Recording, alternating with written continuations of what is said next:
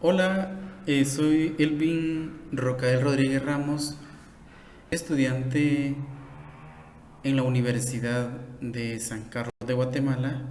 Estudio la carrera de, del profesorado de enseñanza media en pedagogía y técnico en administración educativa. En la FAUSAC, en la sede de la FAUSAC, Facultad de Humanidades del municipio de Sanarate. Este videoclip es una actividad que corresponde a la materia de Historia de Guatemala 2, impartida por la distinguida licenciada y catedrática Isabel Merlos y Merlos. Pues haré un breve recorrido y resaltaré algunas características de la reforma liberal, que es una época enmarcada entre 1871 y 1944. Pues los liberales ya habían tenido una intervención en el gobierno de Guatemala entre 1829 y 1839. Sus dos grandes figuras que se recuerda de ese periodo fueron Francisco Barrundia y el doctor Mariano Gálvez, que luego es depuesto, pero ellos en este periodo estuvo detrás encabezando este movimiento el general Francisco Morazán. Luego los conservadores retoman y se reinstalan en el poder instaurando el conservadurismo entre 1839 y 1871. Luego se viene el tiempo de decadencia para el conservadurismo y cae en 1871.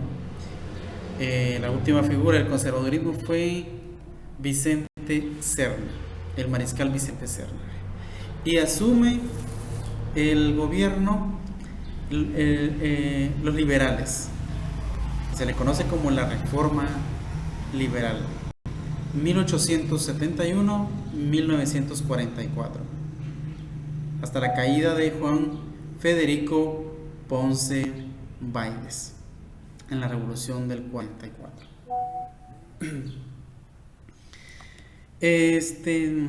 Voy a recordar de memoria y el periodo en que gobernaron los gobiernos del sistema liberal. Trataré de hacerlo de memoria.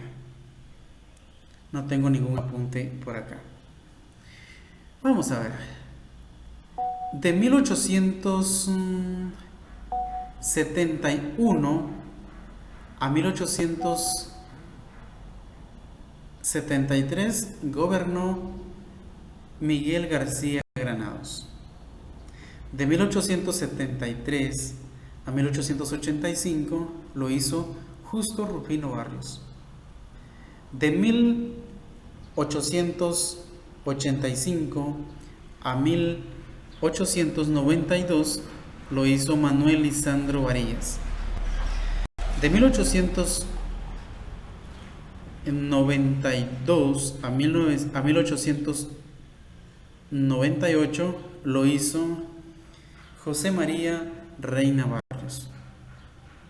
De 1898 a 1920 lo gobernó Manuel Estrada Cabrera, que de hecho fue declarado interdicto, fue depuesto del cargo, fue declarado interdicto, es decir, en estado de locura, y por lo tanto ya no podía gobernar.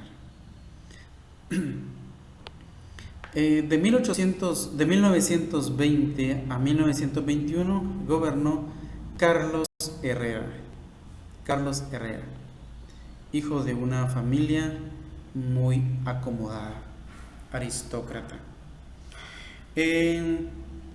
Luego De 1821 a 1827 lo hizo José María Orellana. José María Orellana, originario del municipio del Jícaro, departamento del Progreso. De 1927 a 1930 gobernó Lázaro Chacón, originario de Teculután, del municipio de Teculután, Zacapa. De 1931 a 1944 lo hizo el general Jorge Ubico Castañeda. Luego renuncia al cargo por la presión pública y por la presión de otras instituciones, y se queda un triunvirato, pero uno a la cabeza, que va a ser Juan Federico Ponce Báidez, el cual es depuesto, y ya luego hay elecciones generales y gana el doctor y pedagogo Juan José Arévalo Bermejo, que ahí comienza otro periodo. Entonces, ellos fueron los gobiernos liberales, y de esta forma se acabó el liberalismo acá en Guatemala en 1944. Fueron gobiernos, la mayoría de ellos, no recuerdo ahora bien, pero casi que todos fueron militares, y además de militares, dictatoriales. Las dos grandes figuras que se recuerdan, y que fueron las dos grandes figuras del liberalismo, son Miguel García Granados y Justo Rufino Barrios. A Justo Rufino Barrios se le denomina como el gran reformador. Bueno, hay muchas cosas que analizar. Primero hay que decir que hubieron algunos cambios significativos, pero que se pueden considerar tal vez como positivos, y muchos otros realmente muy oscuros. Dentro de los que se podrían catalogar como positivos, por ejemplo, está la educación gratuita, laica. Está también la construcción del ferrocarril, de algunos puertos, también la apertura de bancos y fundación de bancos, también la libertad religiosa, también hubieron grandes avances en cuanto a la construcción de algunos edificios que hoy son parte del Estado guatemalteco.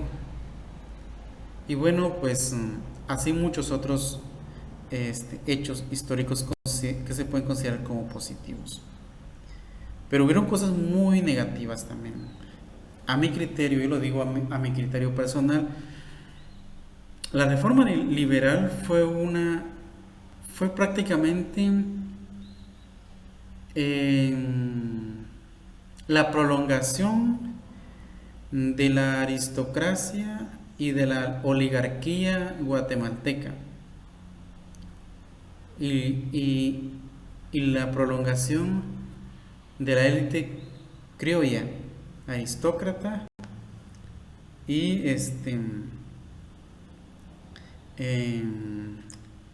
oligarca, aunque se sumaron muchos otros oligarcas que se convirtieron en oligarcas. Entonces hubieron muchos latifundistas, ¿verdad? ¿Por qué? Porque realmente incluso muchos de los conservadores prolongaron su estadía y su poder acomodándose al liberalismo, ¿verdad? Entonces prácticamente fue lo mismo, solo que con otro nombre, con otro rostro, con otra cara, ¿verdad? ¿Por qué? porque el liberalismo se deshizo del conservadurismo con la caída de Vicente Serna, expropió de haciendas a la Iglesia Católica, que de hecho, hay que decirlo, tenía mucha riqueza, muchas propiedades, muchas haciendas, muchas fincas. La expropió de esas haciendas, se apoderaron ellos, o los convirtieron en colegios o en otras instituciones.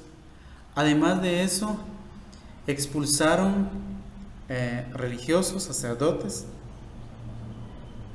También aunado a esto, expropiaron de sus tierras a los indígenas, a los pueblos originarios, y fueron dadas a la oligarquía, a los grandes terratenientes, porque el liberalismo impulsó con toda la fuerza el cultivo del café, que se convirtió en un monocultivo. Recordemos que en la época conservadora, pues el añil, la grana, la cochinilla, era la que sostenía la economía guatemalteca. Entonces, ya los liberales los conservadores fueron introduciendo el café al final el régimen conservador, pero los liberales le inyectaron fuerza, ¿verdad?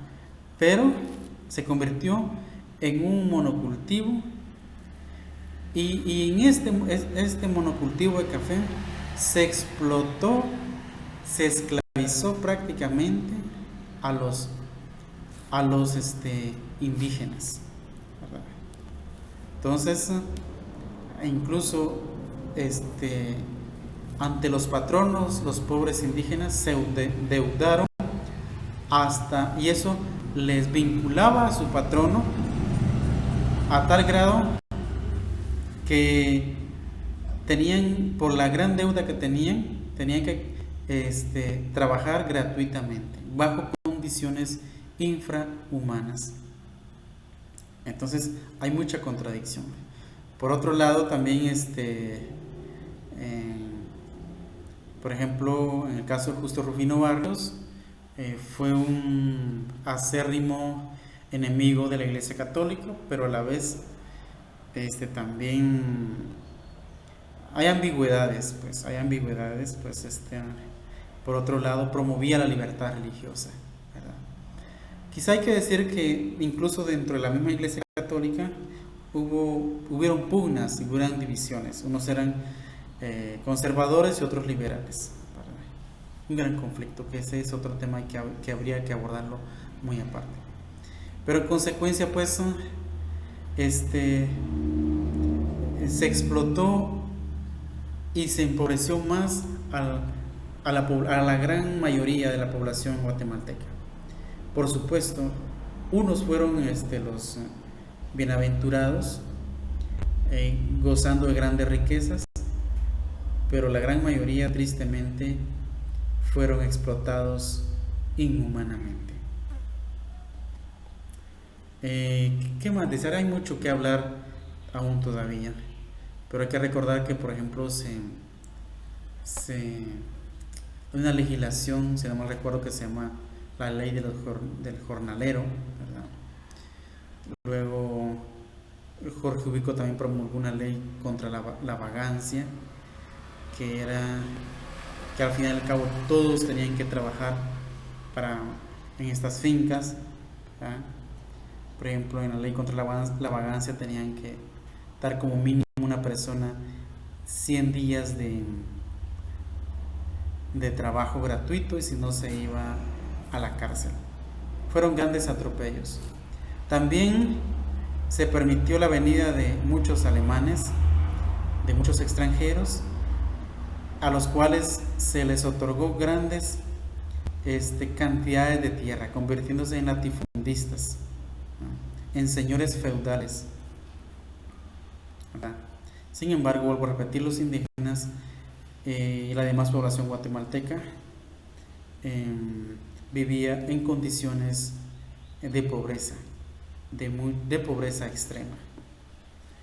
Entonces, y también se fue estableciendo que posteriormente fue un gran protagonista en la caída de la primavera democrática, pues la UFCO, la United Fruit Company. La United Fruit Company. Entonces, ahí me quedará mucho que decir, pero también hay que recordar que Justo Rufino Barrios, como todo dictador, ensimismado, autócrata, pues se mandó a erigir muchos bustos y muchos parques y muchos lugares con el nombre de este señor, Justo Rufino Barrios. Entonces, realmente, pues vuelvo a repetir mi punto de vista como finalización de este videoclip, es de que en el liberalismo, pues, fue la misma élite criolla colonial, solo que con otro rostro. Y por supuesto se unieron muchos otros ricos, muchos otros oligarcas, ¿verdad? El cual manejó el Estado, la economía, y esclavizó al pueblo guatemalteco. Porque muchos, por ejemplo, el ferrocarril, todo surgió no en bien y para el desarrollo de la población, sino que para facilitar el traslado del café y exportarlo al exterior. Dentro de ellos, el ferrocarril llegaba hasta, por ejemplo, una finca que tenía en San Marcos, Justo Rufino Barrios. Saque usted sus conclusiones del sistema de la reforma liberal. Yo más considero que en vez de avances, más bien hubieron retrocesos. Y los avances que hubieron fueron en pro de una élite dominante y explotadora. Soy Elvin Rodríguez y nos encontraremos en otro espacio.